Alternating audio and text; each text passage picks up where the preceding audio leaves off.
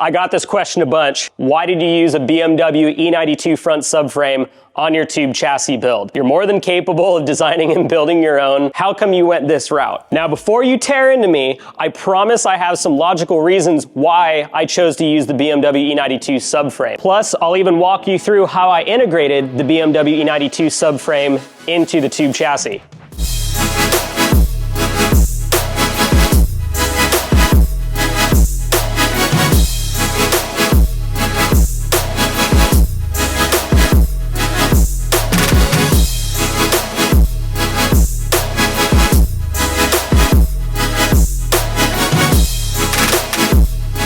All right, those of you that don't know, I built a BMW E92 to compete in Hot Pit Auto Fest last year. Originally, I came from an S chassis, but then I made the move over to the E92 and did really well in Hot Pit Auto Fest last year. It's a 5-round series. I only made it to 4 rounds and I still was able to get 2nd overall in the championship. The E92 that I built performed extremely well despite even only building that car in 8 months. And right out of the box, it handled super well. The car was easy to predict and the car was very easy to tune. And what made it so easy to tune is you make an adjustment here, you make an adjustment there, you can feel it in the steering. And you as a driver, that makes things extremely better, being able to feel every adjustment that you put on the car. So it was definitely on the plus side to put something like this that I'm already familiar in a car like this. All right, time and cost. For one, by doing this route, it has cut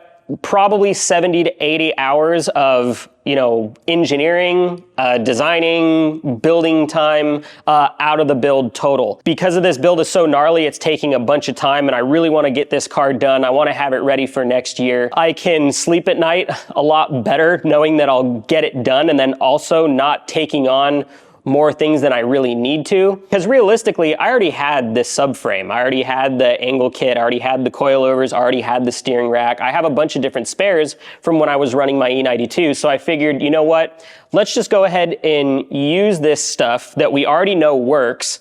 Just slap it on the front.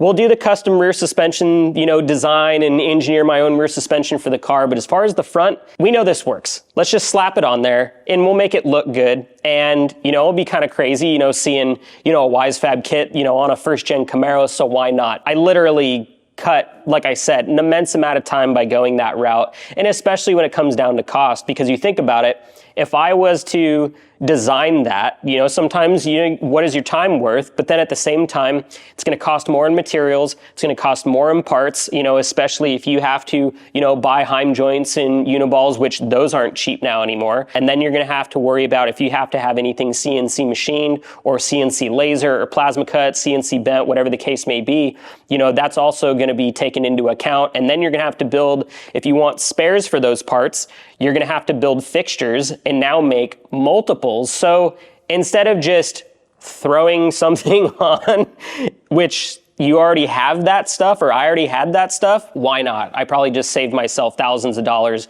even by doing that. So over the years, I've worked with Wisefab and they've consistently put me on the podium, not only with my E92, but also my S14. Even got me my FD Pro 2 license back in the day on Wisefab with my S14. So they've always helped me out and they still continue to. So I wanted to make them proud as well, slap one of their kits on this car, market it as best as I could. I know it sounds like a little bit of a plug, but I will say, guys, that everything that Wisefab makes, it's super proven, it works really well. I don't want to, sound too negative with other companies and stuff like that, but, I don't really see myself on any other, suspension kit because I've experienced other angle kits and stuff like that, and they just don't have what Wisefab has engineered into their kits. I already had this kit. I might as well, like I said, just bolt on, this kit. And sure, for me, I could easily, redesign this lower control arm and this knuckle and have my own kit. But again, we're going to go back into time. Like, why am I going to spend all that R&D time when, let's just say I spend 30 hours in R&D time when it took me you know, 3 hours, if that, to even bolt this kit up. So Wisefab continues to support me, which is super, super rad. And it will be cool to even have spares for this car as well. And, you know, I don't have to build anything. I can just bolt it on. Or let's just say if I get, you know, God forbid, in a dumb accident and I bend a knuckle, I bend a lower control arm, I know Wisefab's going to be there and help me out and give me whatever I need. I might get this question in the comments, so I might as well just answer it now. Josh, how come you didn't use like an S chassis subframe? Well, again, first, I already had all this stuff, but let's just say I didn't have any of this and I was starting from a blank canvas and I wanted to put a proven, you know, drift package on the front of this car. You know, what chassis would I look for? Honestly, I'd still say an E92, and I'll tell you why. Or maybe I would look at maybe an E46, but again, I kind of also didn't like the way the E46 drove. So yeah, I think I would still be looking for an E92 setup if I didn't already have this stuff.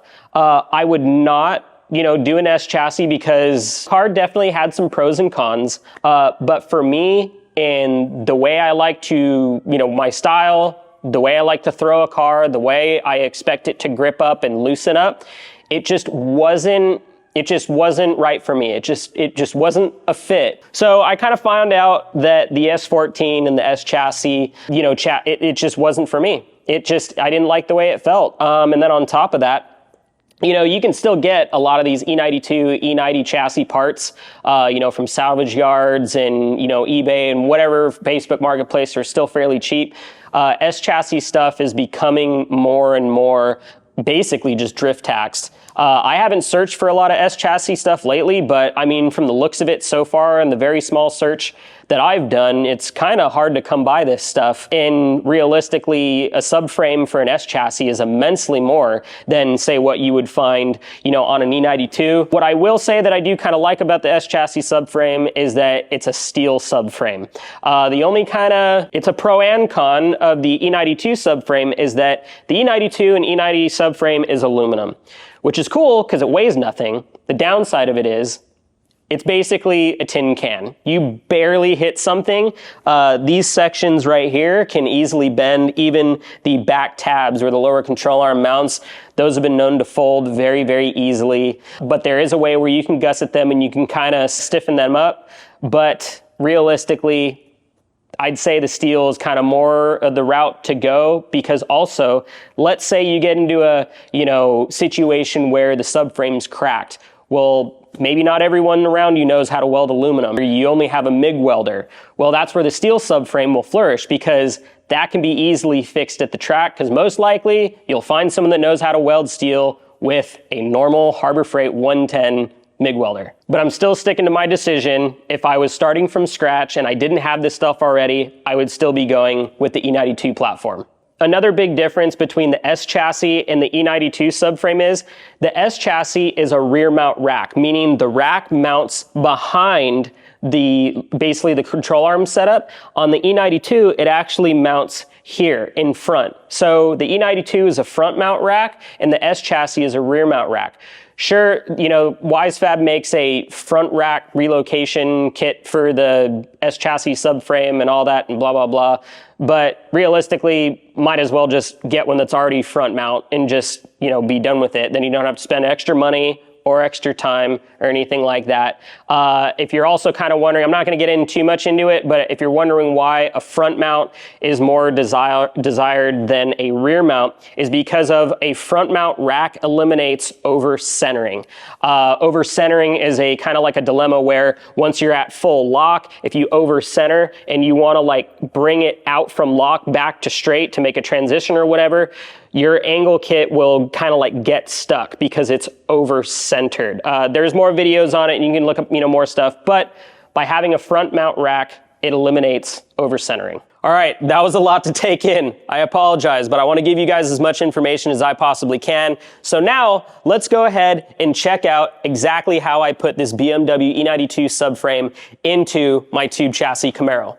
As you can see here, how the BMW E92 subframe mounts onto the frame is these bolts here, here, and then same on the other side, here and here. It's exactly how it would mount on a factory BMW E92.